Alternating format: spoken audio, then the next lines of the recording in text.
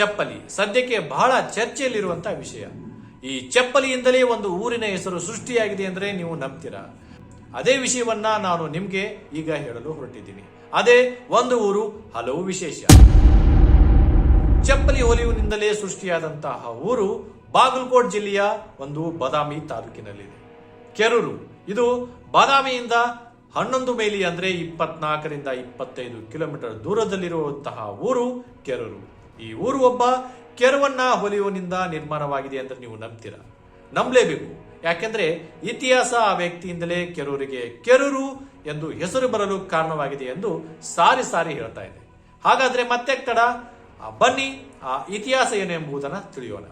ಸೊಲ್ಲಾಪುರದಿಂದ ಹುಬ್ಬಳ್ಳಿಗೆ ಹೋಗುವಂತಹ ಮಾರ್ಗದಲ್ಲಿ ಒಬ್ಬ ಸಮಗಾರನೆಂಬ ವ್ಯಕ್ತಿ ಒಂದು ಚಿಕ್ಕ ಗುಡಿಸಲನ್ನ ಹಾಕಿಕೊಂಡು ತನ್ನ ಜೀವನವನ್ನ ನಡೆಸ್ತಾ ಇರ್ತಾನೆ. ಹಾಗೆ ತನ್ನ ಹೊಟ್ಟೆಪಾಡಿಗಾಗಿ ಆ ಮಾರ್ಗದಲ್ಲಿ ರಸ್ತೆಯಲ್ಲಿ ಸಂಚಾರ ಮಾಡ್ತಾ ಇರುವಂತಹ ವ್ಯಕ್ತಿಗಳ ಚಪ್ಪಲಿ ಹರಿದು ಹೋದಾಗ ಆ ಚಪ್ಪಲಿಗಳನ್ನ ಸರಿಪಡಿಸುವ ಕೆಲಸ, ಹೊಲಿಗೆ ಹಾಕುವ ಕೆಲಸವನ್ನ ಆ ವ್ಯಕ್ತಿ ಮಾಡ್ತಾ ಇರ್ತಾನೆ. ಹಾಗೆ ಆ ವ್ಯಕ್ತಿ ತನ್ನ ಜೀವನವನ್ನ ಇದೇ ಒಂದು ಕೆಲಸವನ್ನ ಮಾಡ್ತಾ ಹಣವನ್ನ ಗಳಿಸ್ತಾ ತನ್ನ ಹೊಟ್ಟೆಪಾಡನ್ನ ನಡೆಸ್ತಾ ಇರ್ತಾನೆ. ಅದೇ ರೀತಿ ಒಂದ್ ದಿನ ಏನಾಗುತ್ತೆ ಅಂದ್ರೆ ಅದೇ ಮಾರ್ಗವಾಗಿ ಒಬ್ಬ ವ್ಯಕ್ತಿ ಅಂದ್ರೆ ಸಲಾಬತ್ ಖಾನ್ ಎಂಬಂತಹ ಒಬ್ಬ ಪಠಾಣನು ಬೇಟೆಯನ್ನ ಆಡುತ್ತಾ ಅದೇ ಮಾರ್ಗವಾಗಿ ಬರ್ತಾನೆ.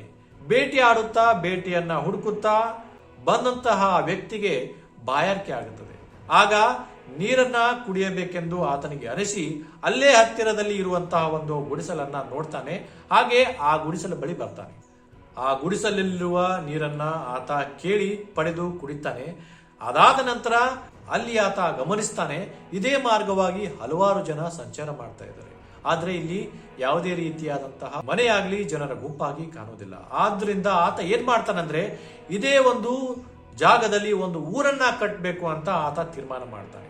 ಆ ಊರನ್ನ ಕಟ್ಟಬೇಕು ಅಂತ ತೀರ್ಮಾನ ಮಾಡಿದಾಗ ಆತನಿಗೆ ಯಾರು ಸಹಾಯ ಮಾಡಬೇಕು, ಯಾರು ಸಹಾಯ ಮಾಡ್ತಾರೋ ಎಂದು ಆತನಿಗೆ ಅನಿಸಿದಾಗ ಆತ ತನ್ನ ಸಹಾಯವನ್ನ ಕೇಳಿದ್ದೇ ಈ ಕೆರುವನ್ನ ಹೊಲಿಯುವ ವ್ಯಕ್ತಿಯಿಂದ.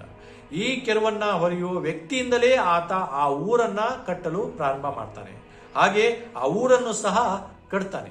ಮುಂದೆ ಇದೇ ರೀತಿಯಾಗಿ ಈ ಊರಿನ ಒಂದು ಕೋಟೆಯ ಕೊತ್ತಲದಲ್ಲಿ ಒಂದು ಕಲ್ಲಿನ ಮೇಲೆ ಆ ಕೆರುವನ್ನ ಹೊಲಿಯುವ ವ್ಯಕ್ತಿಯ ಒಂದು ಮೂರ್ತಿಯನ್ನ ಕೆತ್ತಿ ಇಡಲಾಗಿದೆ ಎಂದು ಹೇಳ್ತಾರೆ.